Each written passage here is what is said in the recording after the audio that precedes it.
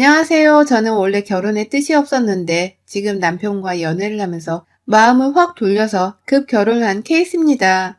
제 대학교 선배였던 남편과는 2살 차라 거리낌 없이 편한 사이로 지냈어요. 대학 생활을 하는 내내 도움을 참 많이 받기도 했었고, 제가 믿고 잘 따르던 선배라서 대학을 졸업하고 사회에 나와서도 자주 만나곤 했어요. 그렇게 자주 만나던 남편과 어느덧 이성의 감정을 느끼게 되었고, 그렇게 연애를 했어요. 저희가 만난 지 5년의 시간이 흘렀을 때 남편은 이제 결혼하자고 저를 설득시키기 시작했고, 저는 왜 결혼 생각이 없는지에 대해서 말했습니다. 오빠, 사실 나는 결혼이 무서워. 내가 막 살림을 잘하는 것도 아니고, 오빠만 보면 결혼하고 싶기도 하지만, 시댁도 챙겨야 하고, 그 사이에서 갈등이 생기면 해결할 자신도 없고, 이게 단순히 우리 둘이 좋아한다고 해서 할 수 있는 게 아니잖아. 그래서 난 아직 마음의 준비가 안 된 것 같아. 미안해. 슬기야, 나도 뭐 특출나게 잘하는 게 있는 것도 아니고, 그렇다고 막 자신감이 넘치는 것도 아니야. 그런데 우리의 연애의 끝이 결혼이고 싶어. 나는 우리 둘이 서로에게 확신만 있다면 잘 헤쳐나가면서 그렇게 살 수 있어.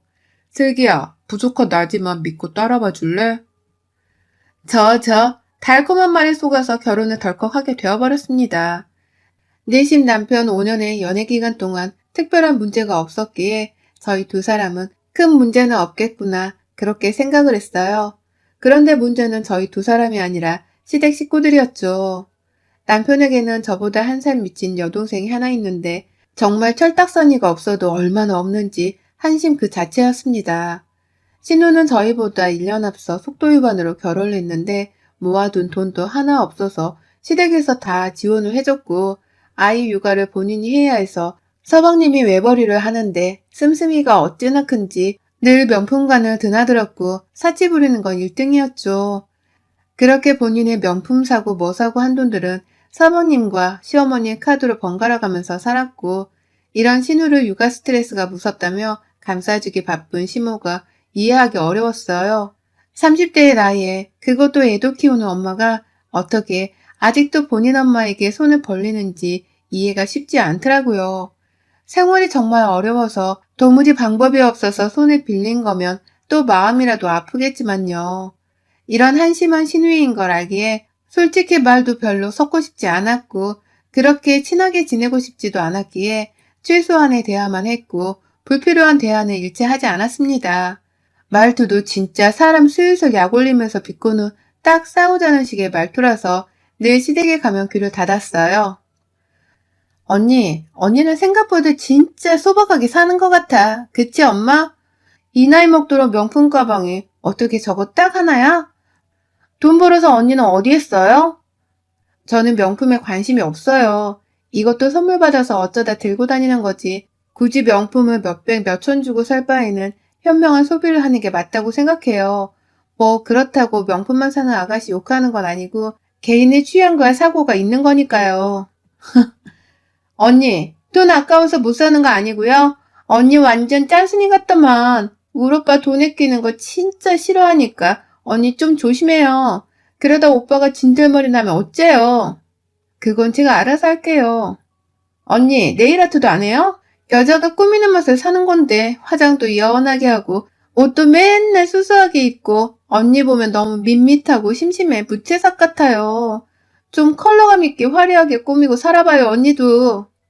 아, 그래요? 저는 반대로 아가씨 보면 너무 정신없던데 알록달록 형형색색 저희 나이쯤 되면 본인 스타일에 맞는 분위기가 어울리는 걸 찾아서 그렇게 꾸미게 되지 않나요? 저희가 뭐 이팔 청춘도 아니고 너무 그렇게 화려하면 사람들이 뒤에서 수근거리더라고요. 어? 지금 그 말은 대놓고 나 까는 건가? 언니는 가끔 보면 내가 언니 신우라는 거 까먹나 봐.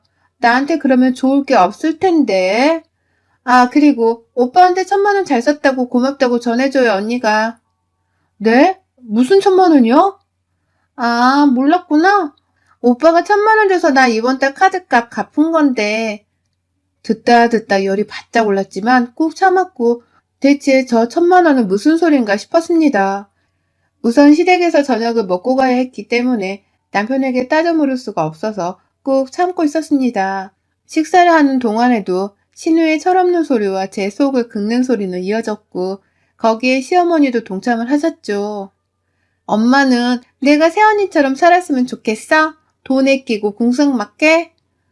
슬기는 워낙 애가 돈을 쓸 줄을 모르는 거고 사람은 돈 쓰는 맛에 사는 거지. 너는 너대로 살아. 애초에 엄마가 언제 너 돈 모으라고 한 적 있냐? 사람은 다 환경이 중요한 거야. 넌 이런 환경에서 태어났으니 너대로 살아. 언니, 들었죠? 저는 사치 부리는 게 아니라 내 그릇에 맞게 사는 거예요. 언니처럼 궁상을 떨 필요가 없거든. 야, 너 언니한테 말버릇이 그게 뭐야? 오빠도 솔직히 숨 막히지 않아? 그렇게 쓰지도 못하고 돈 모아서 뭐 할 건데 죽을 때 싸들고 갈 거야? 둘 다? 아, 그리고 1,000만 원 고마웠다. 잘 썼어. 다음에도 급하면 말할게.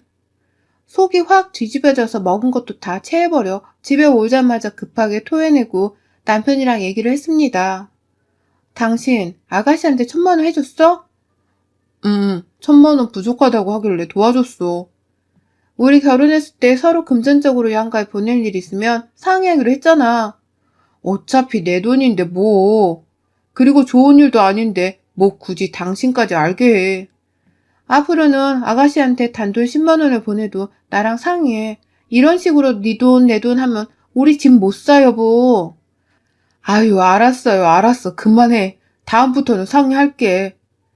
남편은 자기가 모은 돈에서 준 건데 그게 뭐 어떠냐는 식이고 그게 앞으로도 반복이 될까봐 무서웠던 저는 초장에 확 잡아야겠다는 생각을 하게 되었죠.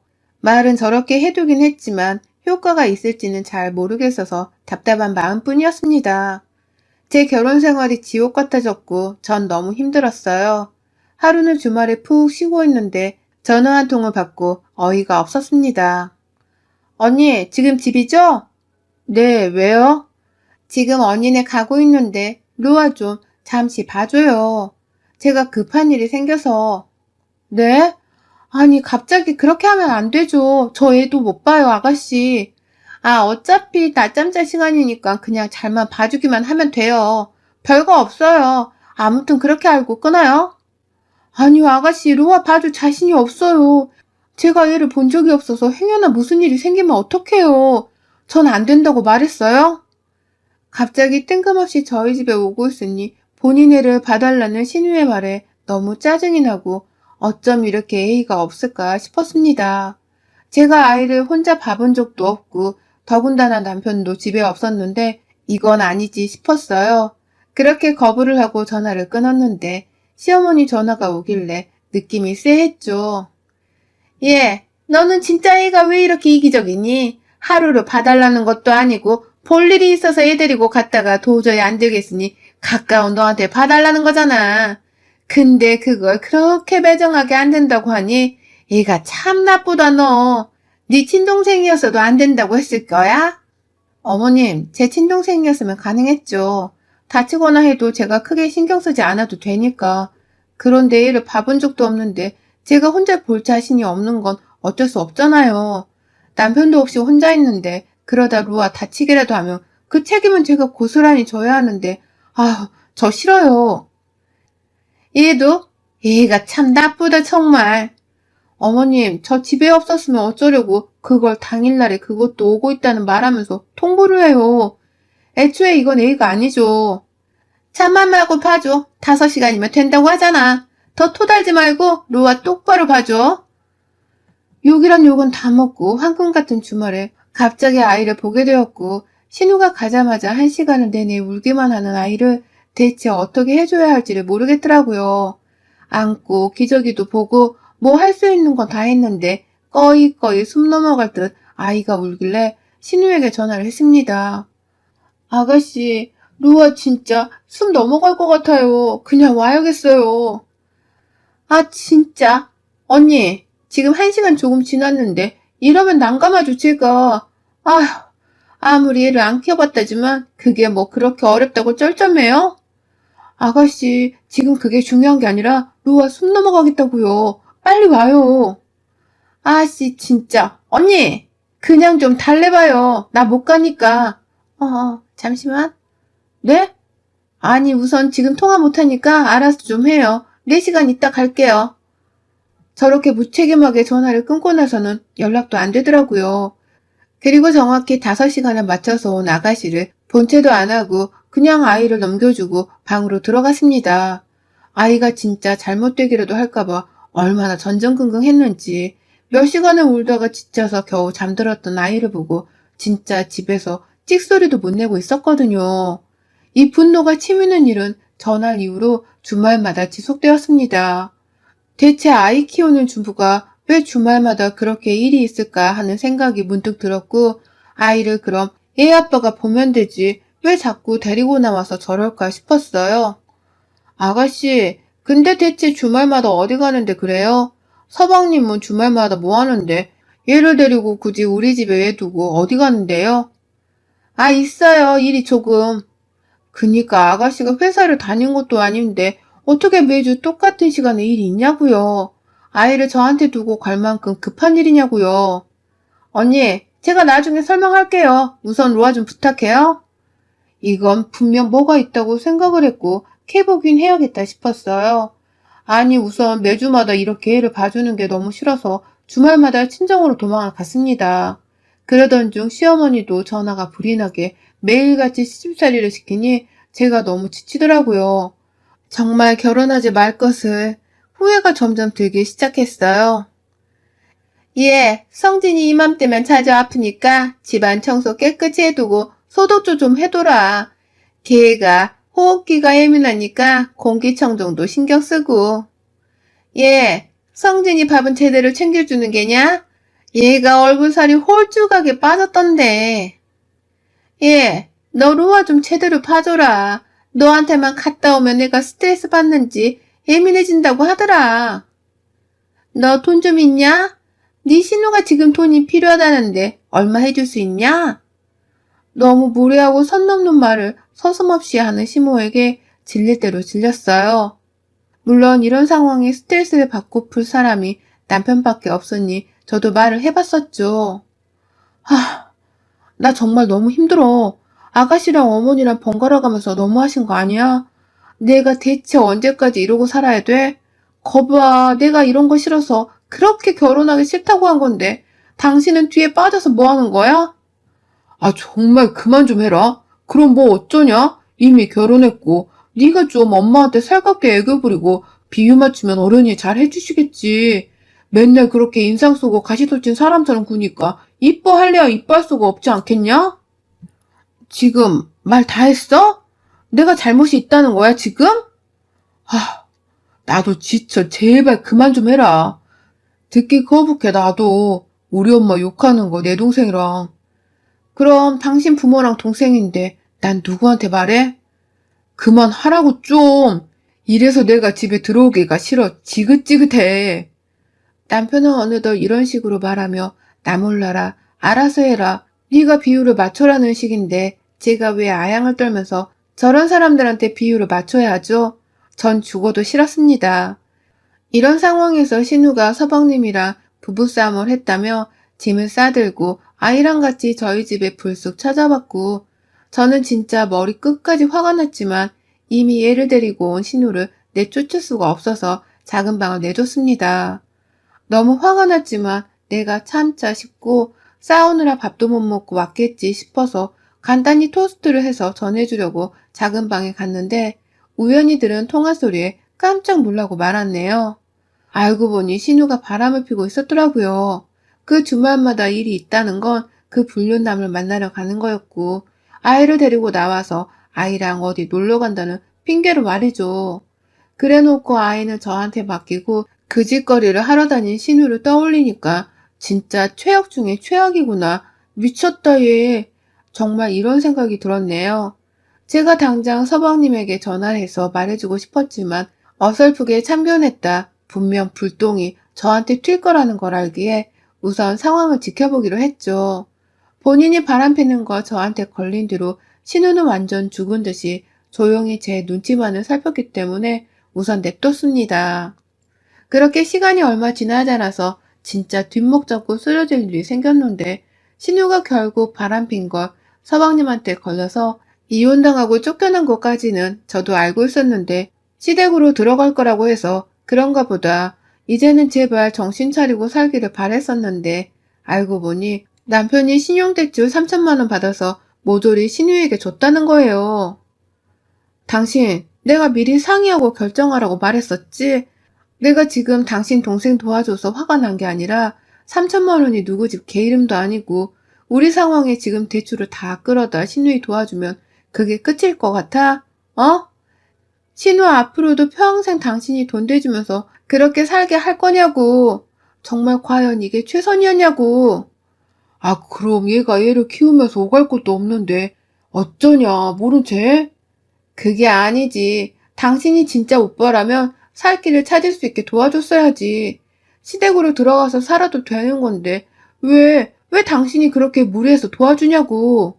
저러고 나와 살면 돈도 안 벌면서 그 생활비도 누가 지원해 줄 건데. 아, 지가 이제 알아서 한다고 했어. 그 말을 믿어? 당신 동생이니 더 잘할 텐데 믿는 거야, 정말? 확실히 말해. 그냥 앞으로도 이런 식으로 나랑 상의도 없이 시댁에 지원해 줄 거야? 난 그럼 더 이상은 당신이랑 못 살겠거든? 어떻게 못 살겠다는 말을 그리 쉽게 내뱉어. 쉽게? 전혀 쉽지 않아. 꾹꾹 참고 누르다 나온 말이야. 알겠어? 명심해. 마지막이야.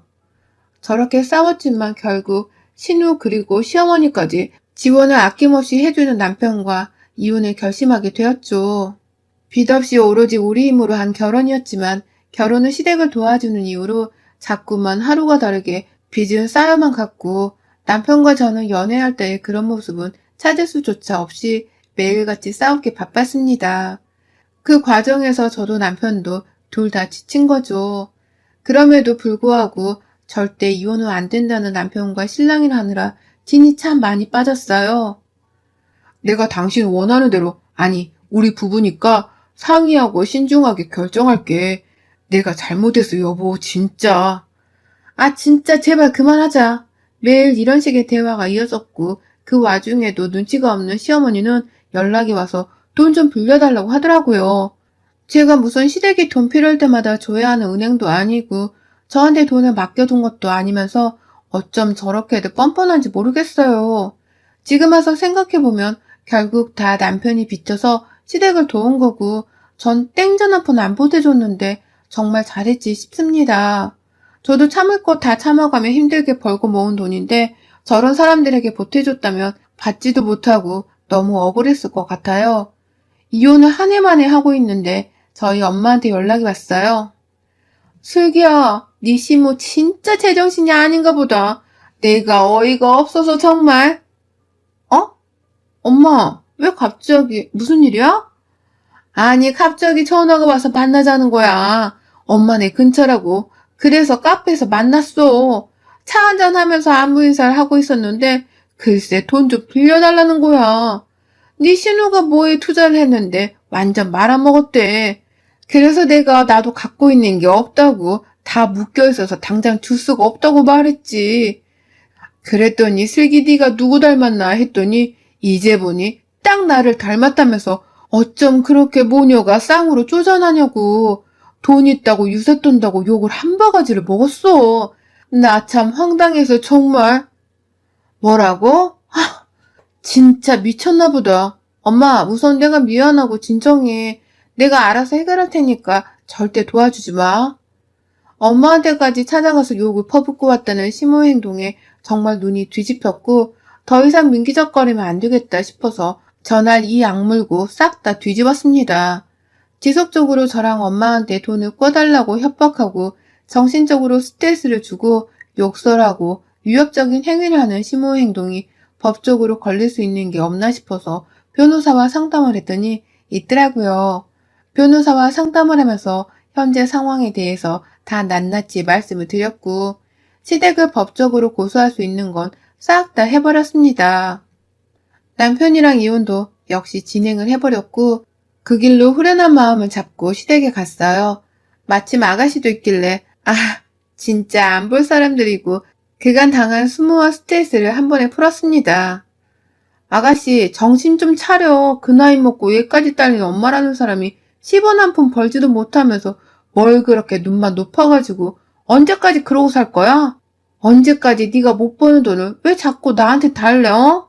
생각이 없으면 눈치라도 있던가. 쓸데없이 당당해서는. 그리고 어머님, 모녀가 쌍으로 기생하는 게 취미세요? 저희 엄마한테 찾아가서 욕을 한 바가지 하고 오셨던데 저는 뭐 못할 줄 아세요? 사람이 사람 같아야 사람 대접도 받는 건데 솔직히 그쪽?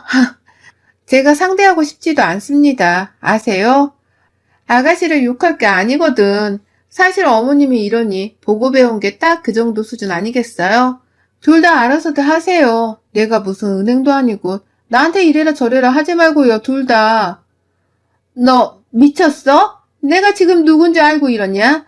이게 어디서 버르장머리 없이 감히 네가 아주 돌아도 단단히 돌았구나. 말씀드렸잖아요, 어머님. 사람 같아야 사람 대우를 해주지 않겠어요? 아참, 저 성진 씨랑 이혼해요. 골빈 아가씨 도와주느라 빚 진짜 사금융 거까지 끌어다 썼던데 가족끼리 돈독하게 모여서 잘 갚아나가시길 바래요. 저는 똥물 튈까봐 발 빼려고요. 새언니, 진짜 미쳤어? 지금 우리 엄마한테 뭐라고 했어?